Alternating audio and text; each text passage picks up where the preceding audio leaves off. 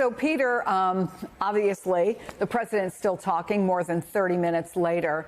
There is some contradiction between what the White House put out and the signs that were there in Riyadh about how much these deals are worth. But let's talk about the conflicts, potential conflicts, from Trump projects to cryptocurrency. And by the way, as the White House says, no hiding it. They have not attempted to pretend it's not happening. So how are Americans supposed to wrap their heads around what's happening here? And what risks are there for our country? Yeah, I mean, you're right. It is open. It is transparent in the sense that nobody is pretending that it's anything other than what it is. It's the monetization of the president in a way presidency in a way we've never really seen. We've never had a president who was doing these kinds of deals, whose family was doing these kinds of deals at the same time that the president was in the White House. Now, the White House says that the conflict rules don't apply to the president, that he can do anything basically, and that there are no rules that bind him that way. And they also point out that, well, you know, this is his sons doing this. This is the sons who are actually managing. He's not managing the business, but financial disclosure forms do show, of course, he has a financial interest in all of this. And of course, his sons are pulling in, you know, enormous amounts of money through these projects. This is, of course, it was the same Trump family that complained about Biden's family profiteering off of his name. But the amounts of money that Hunter Biden was involved with, if you found it offensive, were a token of what we're talking about here, millions as opposed to billions. This is a family that is involved in all sorts of international deals. At the same time, the president is running foreign policy that directly impacts the countries involved. We know going into this meeting that the president, as I said, was pushing for $1 trillion in American investments. Then they said $600 billion. Then the sign said $300 billion. How do we even know what the real, I guess, benefit is to Americans, to this country from this relationship? Oh, I wouldn't pay attention to any of those numbers. They're all, you know, they're all quite often puffed up. And, you know, if you actually dig into them, you usually find that there's, you know, not as much there as they pretend. I remember when he went to Saudi Arabia for his first overseas trip in his first term. I was on that trip, 2017. They boasted of hundreds of billions of dollars of arms sales and other deals. A lot of that didn't end up coming through. A lot of it's either smoke and mirrors or things that were already planned, things that were going to happen anyway, or things that are dependent or contingent on things that may or may not happen in the future. So I would be cautious about any of these kind of numbers, getting too serious about them. But obviously the Saudis do have a vested interest in the United States. There is a large economic, relationship there. What's really interesting is how while the president focuses on money, in effect, he's putting Saudi Arabia front and center on the geopolitical front as well. By making this his first trip, other than the quick trip to the Vatican for the Pope's funeral, he once again is signaling that Saudi is more important to him than a lot of our other traditional allies. Traditionally, presidents go to London first, or Canada, or Mexico. This president now has twice gone to Saudi Arabia as his first, you know, scheduled official trip of his 2 terms. And that's saying that he means for them to be front and center. He's using them as the intermediary, in fact, in some of these talks, for instance, over Ukraine and other issues. Now, David Schenker, he was a State Department official in Trump's first term, told the Wall Street Journal, quote, "The national interest has seemingly merged with the president's interests in some way. It's obviously a different way of doing business." And as if to underscore that, Jared Kushner is there, a man, of course, whose private equity firm got $2 billion from Saudi Arabia's sovereign wealth fund. Is it even possible for this administration to separate the president's personal interests from the country's by, as Peter points out, saying, well, it's the sons?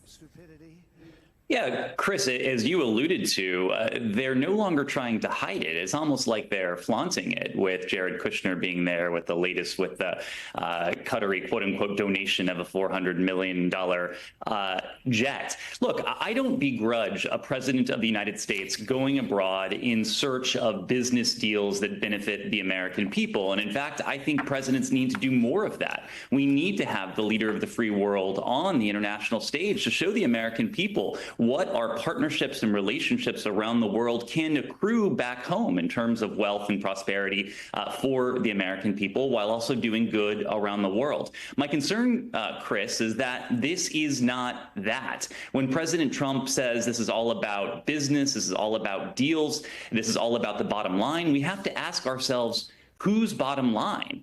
My concern, to your point, this is not about the national interest. This is about his personal interests. And we have plenty of evidence to point to, whether it's his transactions or his family's transactions when he was out of office, his family's transactions, even in recent weeks as he's been in office, what he did in his first term, and even the anecdotes from his second term, including what was the first deliverable of this trip, and that's the $400 million Qatari Air Force One jet. So again, I think we need to very closely look at what the president is doing and how he is merging these personal interests with the national interests. He has been quite adept at doing that, and ultimately this trip is about, I think, accruing his own wealth, his own riches, helping his own bottom line, even as he announces some ancillary deals for the American people as well. Well, I'm sure you heard this, Ned. He said, the president said,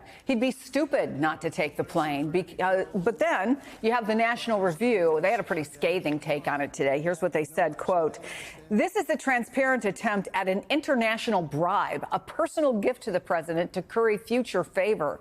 So much so that I don't see the point in pretending it to be anything but one."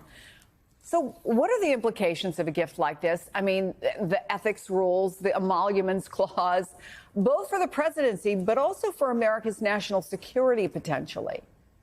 Yeah, Chris, one of the most important lessons I learned in life was in the 5th grade when my science teacher taught the class the saying, "There's no such thing as a free lunch." It was actually in Texas, so I think his exact wording was, "There ain't no such thing as a free lunch." But this absolutely applies here. There is no such thing as a free Air Force One. And I mean that in a couple different ways. The American people, if this airplane is retrofitted to serve as Air Force One, are going to be left with a massive bill. These are Boeing 747 jets, but I think if you were to ask a Boeing 747 mechanic to look at the insides of Air Force One, in some ways it's almost unrecognizable because the entire thing is retrofitted to have the most state-of-the-art communications equipment, to have the most state-of-the-art countermeasures, to have I'm missile going to interrupt you for a defense. second, if I can, Ned, because Tom is here, and he's been reporting about this isn't just like you get a jet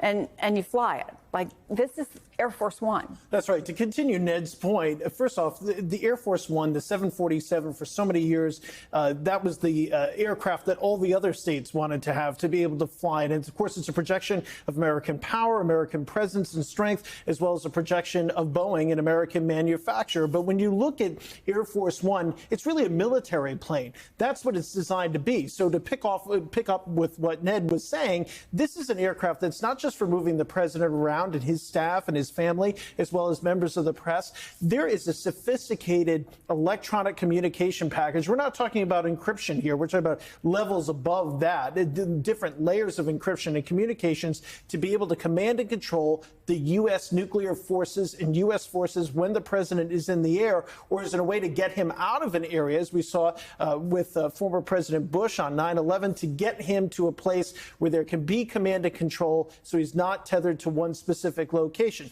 So it has to be, ability for that has to be on board this aircraft. That's going to cost a lot of money. It has to be able to defend itself against an EMP weapon, an electromagnetic pulse weapon that's a nuclear weapon detonated in the high altitudes. If that was to go off on a plane that was unprotected, it would instantly lose all of its electronic capability, the power, the ability to power the engines. So it needs to be shielded. All the wires, think of all the wires in this plane, need to be shielded to block that energy so this plane can continue to fly. It's also got anti-missile technology that is readily apparent on it. If you were to look at photographs of Air Force One versus a similar 747, this particular jet, we've been looking at images of it, is the same type, 747 Model 8, as the one that Boeing, or the two that Boeing are building, I should say. The fact that they're building this and that it's not occurring in their other factories tells us something about the workers on this. They have a particular security clearance that goes above top secret security clearance. So they have to have special workers to work on this jet. So can I... So the cost here hundreds of millions of dollars. Ned, I only have 30 seconds left, but there was one suggestion that one way to sort of speed up the retrofitting of this is to lessen the security clearances for people working on the jet. As someone who understands the government from the inside, your reaction to that? Look, it would be the sacrifice of our national security for President Trump's expediency and for his comfort in the air. It would be tremendously foolish. It would be tremendously dangerous and reckless in terms of our national security. My concern, Chris, is that when push has come to shove and it's become a question of expediency and comfort for President Trump and his team versus the needs of the American people and our national security, they have chosen the former at the expense of the latter, and I fear they may try to do so here as well.